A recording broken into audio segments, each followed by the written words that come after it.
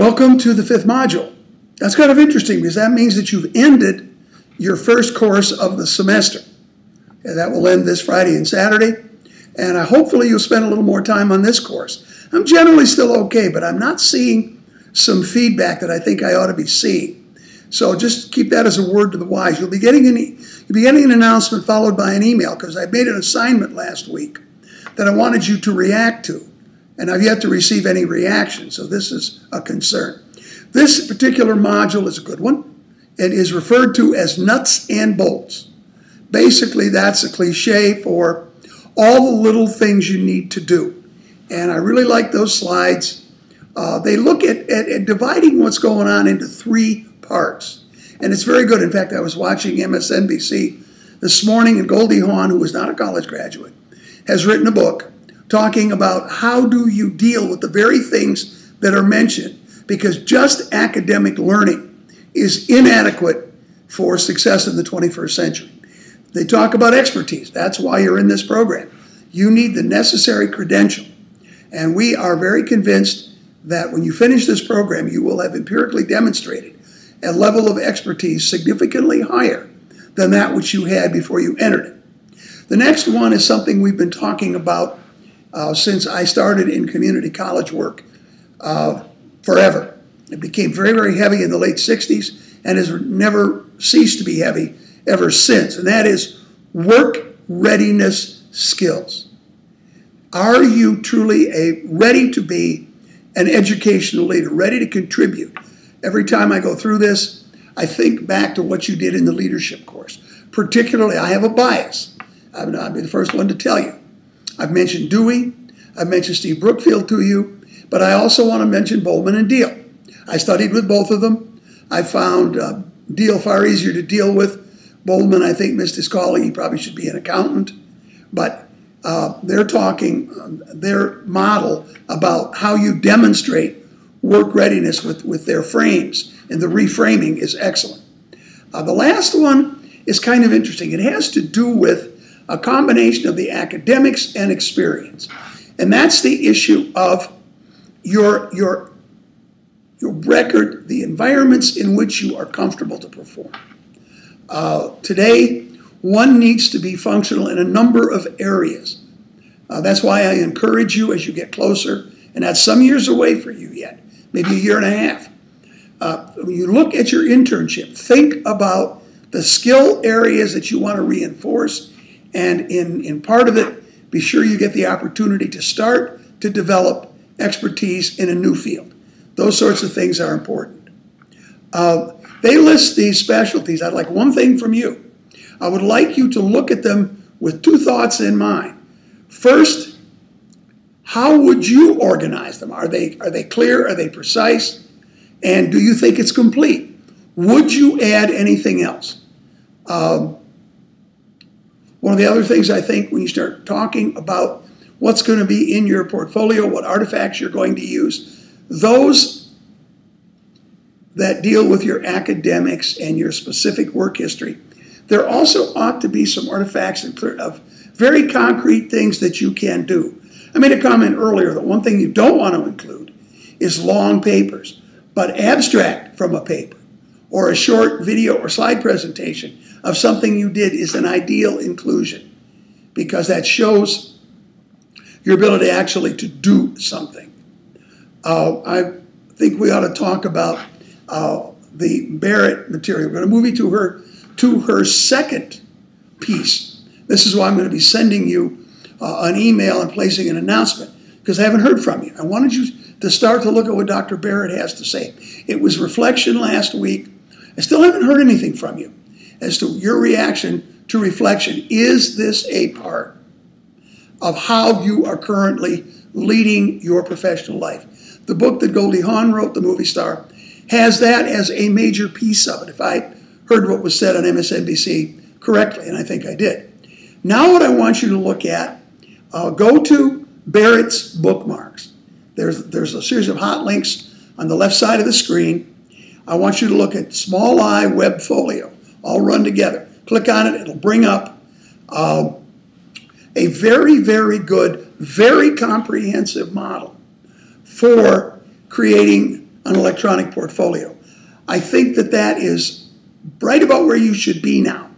You ought to really be starting to I'll use a bad term, cobble together what you're going to do. And if I can get some reactions, I'll be in a better position to know whether or not you really are comfortable with this model. And at the risk of sounding like the proverbial broken record, don't be afraid to talk to your colleagues. The teamwork issue becomes more and more important. Okay, as I said, I'm going to make a note that I would like you to spend a little more time thinking about the YouTubes and reacting to them, because they're my way to make sure we stay on target. I don't think you need to give up more time. Just from what I'm hearing, there's a lot of stress out there right now due to the workload. I can understand that. I believe your faculty feels pretty much the same way.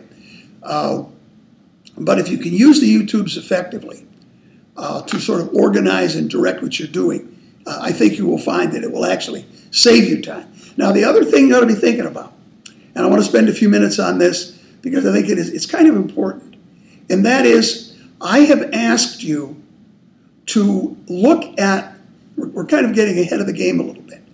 I've asked you to think about your career development plan. That comes in 2 weeks. Maybe your EP will be due in about 3 weeks. But you ought to be having the thing pretty well fine-tuned within the next couple of weeks. Oh, by the way, as an aside, you'll get this in writing via email. I will be out of town next week. Mainly because that's your week off. It gives you a lot of time to work. There will not be a YouTube, only because I'll be out of the state. I won't bore you with the details. I have to go to my undergraduate school. There's an activity going on that I've been asked to be recognized in. That's a long time ago. Soon be 50 years. Okay, but while you've got that other thing done, you ought to be, first of all, deciding who are you going to interview. And in the career development plan, the CDP, it should be where you think your next challenge, your next position, the next thing you're going to look to do will be. So think very, very carefully. This is a good kickoff for what you're going to be doing in the second half of the course. And it also gives you a little time to start to find someone. I am still a facilitator, and so I'm here. You can email me. I will have a computer with me when I'm out of state.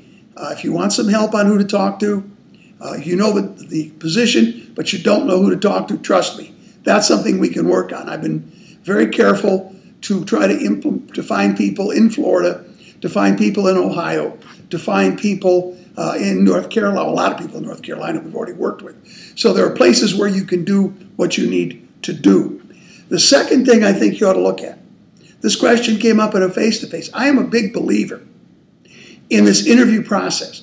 It's a way, as John Dewey said, to take that which is theoretical and make it practical. Because one of the things you're going to be asking is, how, sir or ma'am, how did you get where you are? The material under assignments will help you. That's a way to kind of structure the interview. Now, I can't tell you, in the face-to-face, a relatively inexperienced, bright young individual said, what questions should we ask? I said, well, that's difficult for me to answer. What I've given you tells you broad areas to work in, behaviors that are expected, not what to ask, because I don't know who you're going to be talking to. If you want to communicate with me via phone, via email, you want me to look at the questions before you ask them, all of those are acceptable. I just want you to be carefully identifying where you think you might be going. Now, I'm the first one to tell you, this is a simulation. You may very well not even think about it, and all of a sudden an opportunity through a contact in one of the cohorts, through somebody on the faculty at Morgan, or some other serendipitous way, you may actually be moving in another area. But that's okay. You've at least thought about how to conduct an interview. It's part of the reason for this process. It's important that you remember you are interviewing your potential employer as much as that team or that individual is interviewing you. If I've raised any questions that have not been adequately answered in my chugging along here, let me know. I will, as I said, I have a computer, even though I'll be on campus at Morgan on Monday and Tuesday. I will be in Hagerstown on Wednesday. The only day I'll be hard to reach days will be Thursday and Sunday. Talk with you soon.